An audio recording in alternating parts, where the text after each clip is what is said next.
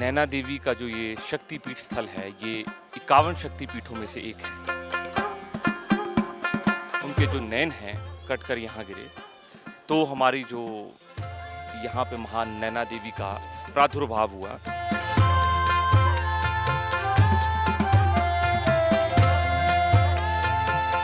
पांडव यहाँ वनवास काल में जब आए तो उनको पता लगा कि माँ शक्ति का, माँ दुर्गा का यहाँ प्रादुर्भाव हुआ है। उन्होंने यहाँ पे एक मूर्ति स्वरूप अपने हाथों से बनाया। माँ ज्वाला देवी हैं, वो नैना देवी की बड़ी बहन मानी जाती है। आज भी ये प्रत्यक्ष है, प्रमाण है, माँ ज्वाला देवी ज्योति स्वरूप में यहाँ आती हैं। तो उस समय पे पीपल के पत्ते पत्ते पे ज्योत आती थी, तो यहाँ पे हजारों वॉट की रोशनी हो जाती थी मंदिर परिसर में। ये महामाई का साक्षात मुख है। यहाँ पे सिखों के 10वें पातशाह गुरु गोविंद सिंह जी ने हवन किया था। 1.25 लाख वन सामग्री से 1.25 साल लगा था। इसकी विशेषता यही है, इसमें जितना मर्जी बड़ा हवन हो जाए, इसकी भस्म कभी भी निकाली नहीं जाती, सब बीच में समा जाती है। ऊंचे पर्वतों पर है जिनका डेरा, शिवालिक की पहाड़ियों में वास करती है देवी भगवती। ये है दक्षायनी सती के नेत्रों से जन्मी भगवती नैना देवी। हिमाचल प्रदेश के जिला बिलासपुर में है मां नैना देवी शक्तिपीठ, जहां देश विदेश से श्रद्धालु शीश नवाने आते हैं, मां का आशीर्वाद लेते हैं और मां भी श्रद्धालुओं की हर मुराद पूरी करती है।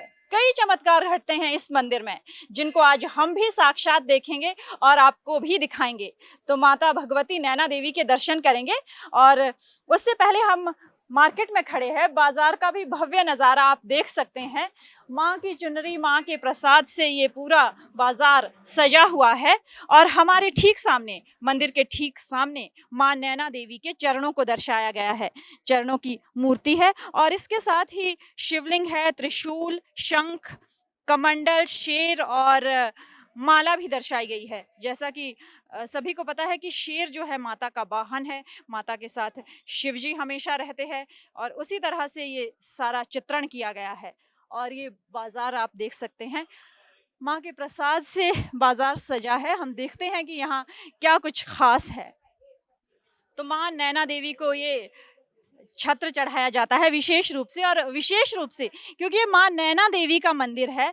भगवती सती के नैन यहाँ पे गिरे थे, इसीलिए नैना देवी के नाम से ये शक्तिपीठ विख्यात हुआ, ऐसी मान्यता है। तो माँ को ये नेत्र, चांदी के नेत्र, ये चांदी के हैं, चांदी के नेत्र विशेष तौर से जो है जी, सोने के भी चढ़ाए जाते हैं, चांदी के भी चढ़ाए जाते हैं, नेत्र विशेष तौर से चढ़ाए जाते हैं जी। तो इसके पीछे क्या कारण है, क्या मान्यता है, आप कुछ बता सकते हैं? माँ के नैन थे यहाँ पे, तो यहाँ नैन गिरे थे, तो चांदी के छतर और नैन चढ़ाए जाते हैं माँ नैना देवी पे।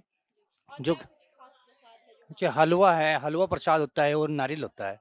एक छतर, नैन, चुन्नी चढ़ाया जाता है। यात्री की श्रद्धा होती है, जो चढ़ाया जाता है वो अपनी श्रद्धा होती है। माँ को चुनरी चढ़ाना हो या माँ की चुनरी पहनना हो, दोनों ही बहुत शुभ माने जाते हैं। और माँ नैना देवी को जो ये नैन चढ़ाए जाते हैं, इसके पीछे ये भी कहा जाता है कि माँ नैना देवी है वो नेत्रों के जो भी रोग है, अगर आँखों की आपको कोई बीमारी है, उसको विशेष तौर पर दूर कर देती है, क्योंकि ये नैना देवी है। तो श्रद्धालु दूर दूर से यहाँ आते हैं। हम भी माँ के दर्शनों के लिए आगे बढ़ते हैं और देखते हैं कि मंदिर में क्या कुछ खास है। देवी मंदिर के मुख्य द्वार पर हम पहुंच चुके हैं। काफ़ी ज़्यादा सीढ़ियां चढ़कर मां के मंदिर तक पहुंचना होता है। और तो चलिए अंदर देखते हैं कि क्या कुछ खास है मंदिर में, कैसा है मां का ये भवन। तो आप देख सकते हैं कि ये है मंदिर का मुख्य द्वार और चांदी का बना हुआ है पूरा द्वार और चांदी का सारा काम किया गया है। इस पे गणेश जी की प्रतिमा गढ़ी गई है सबसे पहले। और अंदर देखते हैं दोनों द्वारों पर क्या कुछ खास है। भगवान सूर्य को चित्रित किया गया है, फिर शेर जो कि माता का वाहन है, और 2 द्वारपाल भी दर्शाए गए हैं। आगे चलते हैं और मंदिर का नज़ारा भी देखते हैं। तो देखते हैं कि क्या कुछ खास है मंदिर में। माँ नैना देवी के मंदिर में हम प्रवेश कर चुके हैं और आप देख सकते हैं कितना भव्य नज़ारा है माँ के मंदिर का। सामने ये रेलिंग्स बने हुए हैं। जब यहाँ भारी संख्या में श्रद्धालु पहुँचते हैं माँ के दर्शनों के लिए, तो पूरी व्यवस्था रहती है, इन रेलिंग्स से होके गुजरते हैं ताकि किसी तरह की भीड़ इकट्ठी ना हो, कोई अफरा तफरी ना मचे। लेकिन हम ऐसे समय पर पहुंचे हैं कि अभी यहाँ पर भीड़ नहीं है, तो हम आसानी से गुजर पा रहे हैं और आपको दिखा पा रहे हैं। और ये है पीपल का वृक्ष। ये वृक्ष भी काफ़ी चमत्कारों से भरा हुआ है, रहस्यमयी वृक्ष है। ये माँ नैना देवी के मंदिर में कहा जाता है कि जब माँ ज्वाला माँ नैना देवी से मिलने आती है तो साक्षात इस पेड़ पर भी आप ज्योत जलती हुई देख सकते हैं। तो इसके पीछे एक बड़ी कहानी है, बड़ा रहस्य है, उसके बारे में हम आपको बाद में बताएंगे। फिलहाल मंदिर के दर्शन कर लेते हैं और आगे भी देखते हैं कि क्या कुछ खास है माँ के मंदिर में। माँ के मंदिर पर ये सोने के गुंबद बने हुए हैं और खूबसूरत नक्काशी इस पर की गई है। कई पवित्र चिन्ह इस पर दर्शाए गए हैं। ये सारे जो गुंबद आप देख पा रहे हैं ये सोने के बने हुए हैं। भव्य मंदिर है ये माँ का।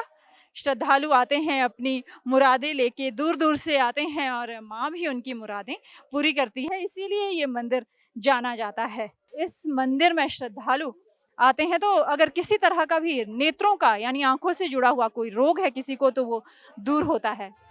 मां नैना देवी मंदिर की गर्भगृह में मुख्य रूप से 3 मूर्तियां हैं। दाईं तरफ मां काली की और बाईं तरफ भगवान गणेश की। मध्य में विराजमान हैं मां नैना देवी। मां के दर्शनों के लिए श्रद्धालु दूर दूर से यहाँ पहुँचते हैं। मां नैना देवी के मंदिर में लोग हलवा और चुनरी के साथ ही सोने या चांदी के बने नेत्र विशेष रूप से चढ़ाते हैं। मां को सभी प्रकार के नेत्र रोग हरने वाली माना जाता है। माता नैना देवी मंदिर में इस वक्त हम खड़े हैं और हमारे साथ मंदिर के पुजारीगण हैं। उनसे जानने की कोशिश करते हैं कि आखिरकार माता की महिमा कैसी है, क्योंकि पंडित जी सबसे ज्यादा तो आप ही बता सकते हैं कि माता की महिमा कैसी है, कैसे यहाँ ज्वाला माता जो हैं वो साक्षात दर्शन देती हैं, माता नैना देवी से मिलने आती हैं। और इस मंदिर के बारे में और ज्यादा जो लोगों को शायद पता नहीं है वो भी आप हमें बताइए। सबसे पहले आप अपना संक्षिप्त परिचय दीजिए। मेरा नाम पुजारी हरीश कुमार शर्मा है। मैं यहाँ पुजारी वर्ग को बिलोंग करता हूँ और साथ ही में हम यहाँ के पुजारी हैं। मैं माँ नैना देवी का जो प्रादुर्भाव है वहाँ से शुरू करना चाहूँगा, क्योंकि माँ नैना देवी का जो ये शक्तिपीठ स्थल है ये 51 शक्तिपीठों में से एक है।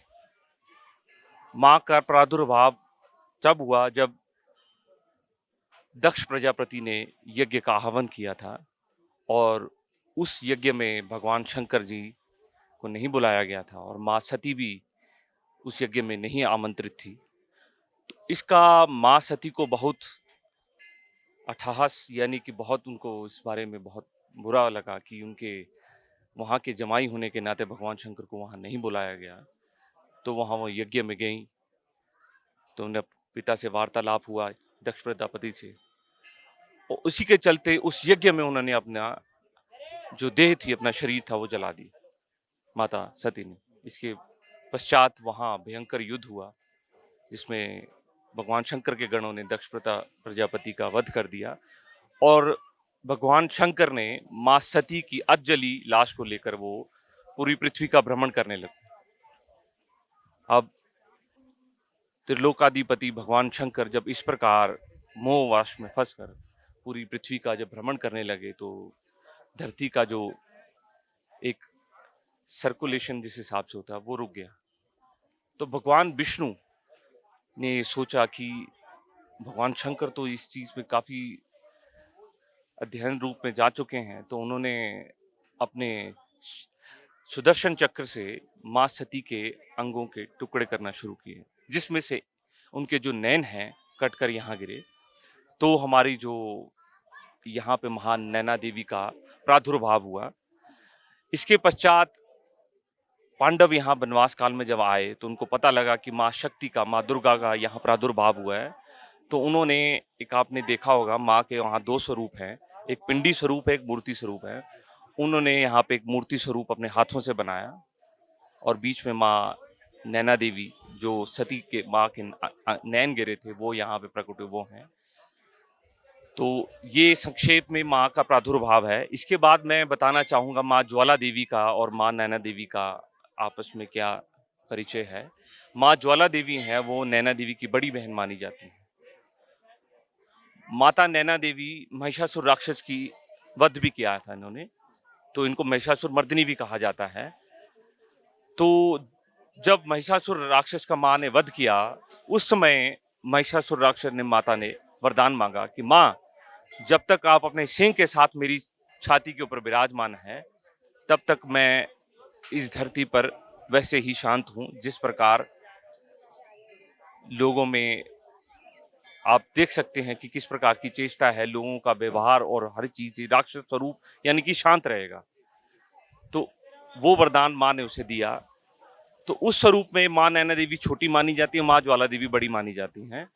तो आज भी ये प्रत्यक्ष है, प्रमाण है, माँ ज्वाला देवी ज्योति स्वरूप में यहाँ आती हैं। यहाँ पीछे एक त्रिशूल है हवेली में, उस त्रिशूल की टिप्स पे ज्योति जलेगी। आंधी होगा, तूफान होगा, कुछ नहीं आपको देखेगा, पर वो तीनों ज्योति टिप्स पे जलेंगी। वो 3 नोक होती है ना त्रिशूल की, वो जलेंगी। आप हाथ करेंगे, हाथ के ऊपर आ जाएगी, प्रसाद करेंगे, प्रसाद के ऊपर आ जाएगा। उस ज्योति का एहसास बिल्कुल निर्मल एंड कोमल होगा। वो आपको जरा नहीं लगेगा कि गर्म, ज्योति वैसे गर्म होती, वो बिल्कुल नहीं होगी। तो इस स्वरूप में माँ ज्वाला देवी यहाँ लोगों को दर्शन देती हैं। इन दर्शनों से हम और हमारे परिवार भी कई बार कृतार्थ हो चुके हैं। हमने भी खुद भी, मैंने और मेरे चाचा जी, हमने सबने दर्शन इस माँ ज्वाला देवी के दर्शन या नैना देवी के इस स्वरूप में करे हैं। तो ये कोई निश्चित समय नहीं है कि माँ ज्वाला ने कब आना है माँ नैना से मिलने। मानो आज भी आ सकती हैं, किसी और दिन भी आ सकती हैं। बस मौसम ऐसा ही होगा जैसा आज बन रहा है, आंधी तूफान, माँ का आगमन होगा, लाइटें चली जाएंगी, कुछ क्षणों के लिए दर्शन होंगे लोगों को, इसके पश्चात वो विलुप्त हो जाएंगे अपने आप। ये भी कहा जाता है कि जब माँ ज्वाला जो है वो यहाँ माँ नैना देवी से मिलने आती हैं, तो वहाँ ज्वाला जी में जो ज्योतें जग रही हैं, वहाँ प्रमुख ज्योत जो है वही जली रहती है और बाकी ज्योतें जो हैं वो शांत हो जाती हैं। तो ऐसा भी कुछ है? नहीं, शांत नहीं होती जी।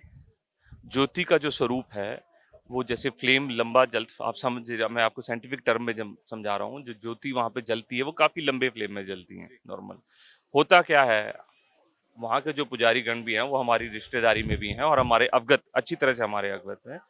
तो वो फ्लेम धीमी पड़ जाती है।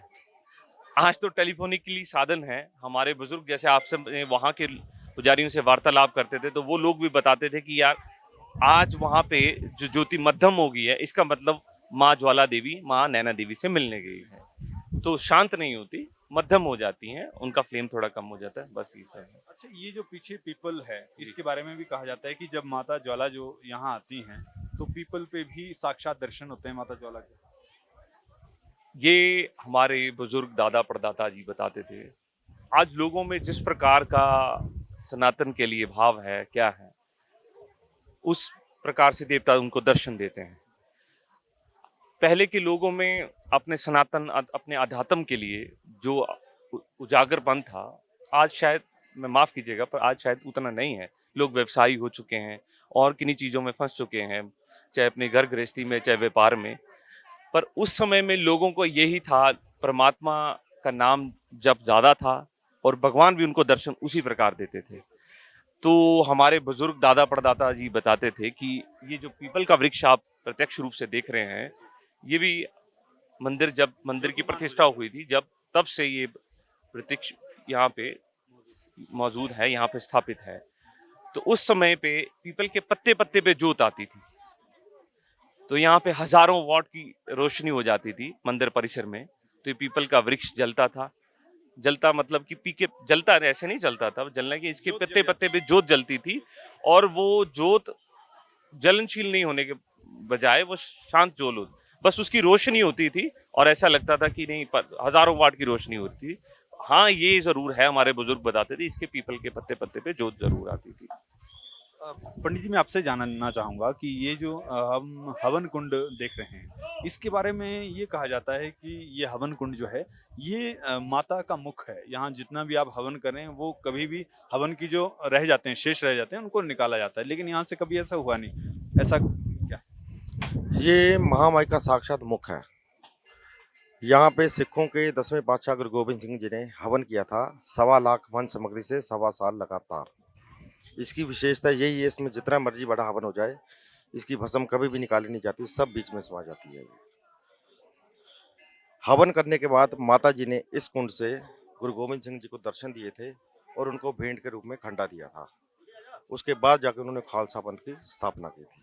ये महामाई का साक्षात मुख है। इसके अलावा यहाँ पर जो काल भैरव जी मौजूद हैं, उनके बारे में क्या एक पाद भैरव हैं वो, तो उनके बारे में कुछ बताइए। ये एक बात भैरव जब राक्षसों के साथ माता जी की लड़ाई हुई थी, तो ये भी माता जी की तरफ से युद्ध में थे, तो उस युद्ध में इनका एक पैर कट गया था। यही एक पाद भैरव जो हैं, क्योंकि अलग अलग मंदिरों में जो है वो अलग अलग भैरव होते हैं, तो यहाँ पे एक पाद भैरव एक हैं। बात भैरव है, यहाँ पे एक बात भैरव है। क्योंकि हम अक्सर मंदिरों में देखते हैं तो वहाँ पे कहीं काल भैरव है, कहीं लाल भैरव हैं, तो यहाँ पर एक पाद भैरव है। अलग अलग स्वरूप है भैरव जी के, हर मंदिर में अलग है। यहाँ पे एक पाद भैरव जी का स्वरूप है। आप कांगड़ा ब्रजेश्वरी मंदिर में जाएंगे, वहाँ अलग स्वरूप है।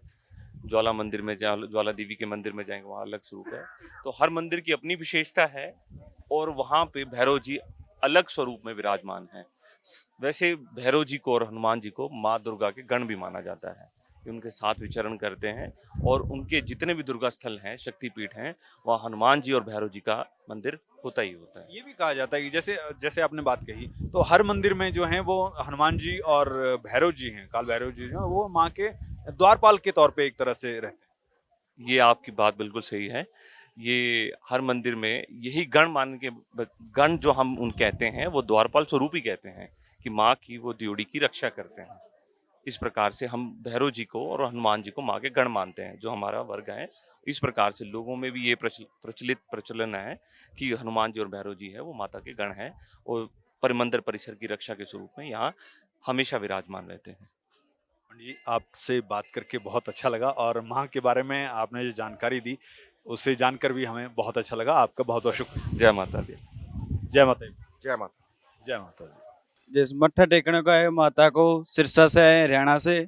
बहुत सुख शांति मन को और अर्प में मिल रहा है। चलो जय माता दी। पहली बार आए हैं, पहली बार आए हैं, कैसा लगा यहाँ आके? बहुत फील हो रहा है, बहुत अच्छा लग रहा है। हाँ, जय माता दी। पहली बार माता रानी के दर्शन करने के लिए आए हैं। बहुत अच्छा लग रहा है और बहुत ही खुशहाल मंदिर है, बहुत शक्तिदार मंदिर है। माता की रानी की जय जयकारी रहेगी और सदा रहेगी और सदा बनी रहेगी। बोलो माँ चिंतपूजवाला जी की जय, बोलो सच्चे दरबार की जय। तो आपने महसूस किया, आप बोलते हैं बहुत शक्ति है मंदिर में, कोई शक्ति है? बहुत शक्ति है, बहुत बहुत दूर से दे रहा शक्ति वास्ते जिदी तो आ रहे हैं इतनी दूर मंदिर में। वो देख लो इतनी भीड़ लग रही है। ये शक्ति ना हो तो यहाँ पर इतनी भीड़ कैसे हो? ये शक्ति है और भक्ति है माता की रानी की, जब इतनी शक्ति इसमें। जय हो। जी बिल्कुल, शक्ति है माता की, भक्ति है। और भी यहाँ श्रद्धालु है, इनसे बात करने की कोशिश करते हैं। दर्शन किए बाबा ने। बहुत शक्ति है माता की। हम हरियाणा से आए हैं, सरसा जिला से। तो माता की सेवा के लिए जो आशा पूरी करे वो माता पूरी कर दी है हमारी। जय माता की। बस माता के दर्शन देखने आए हैं। माता की जय जयकार माता। मैं बीकानेर राजस्थान के से यहाँ पर नैना देवी के दरबार में आया हूँ और माँ की इतनी कृपा है कि हमें उन्होंने खींच करके यहाँ तक लाया है। और इनकी कृपा इतनी है कि शक्ति में इतनी भक्ति है कि इस भक्ति के अपरंपार से हर व्यक्ति की, हर श्रद्धालुओं की आकांक्षाएं पूरी होती हैं। और माँ के दरबार में आने पर सुख शांति और जीवन में जो निर्णय लेते हैं वह बड़ा आश्चर्य होता है। और माँ के दरबार में इतनी सुकून और शांति मिलती है जिसका कोई सावा नहीं है। जय माता दी। कहाँ से आए हैं आप सर? हम आनंदपुर साहब के नज़दीक हमारा गांव प्लान गांव है, वहाँ से आए हैं। आते रहते हैं? हाँ जी, आते रहते हैं। हमारी तो कुल देवी है, हमारी मुरादें यहीं से पूरी होती हैं सब। यही वो त्रिशूल है जिसके बारे में कहा जाता है कि माँ ज्वाला देवी यहाँ माँ नैना देवी से मिलने आती हैं और इस त्रिशूल पर साक्षात ज्योति स्वरूप में दर्शन देती हैं। माँ ज्वाला को माँ नैना की बड़ी बहन माना जाता है और कहा जाता है कि वो 4-5 बार साल में माँ नैना से मिलने ज़रूर यहाँ आती हैं। और वैसाख के महीने में माँ यहाँ विशेष तौर पर आती हैं और ज्योति स्वरूप में यहाँ दर्शन देती हैं। जो श्रद्धालु, जो भक्तगण माँ के लिए आस्था से भरे हुए हैं, श्रद्धा से भरे हुए हैं, उनको माँ दर्शन भी यहाँ दे चुकी हैं, ऐसा लोगों का कहना है। तो इसे माँ की महिमा नहीं तो और क्या कहेंगे।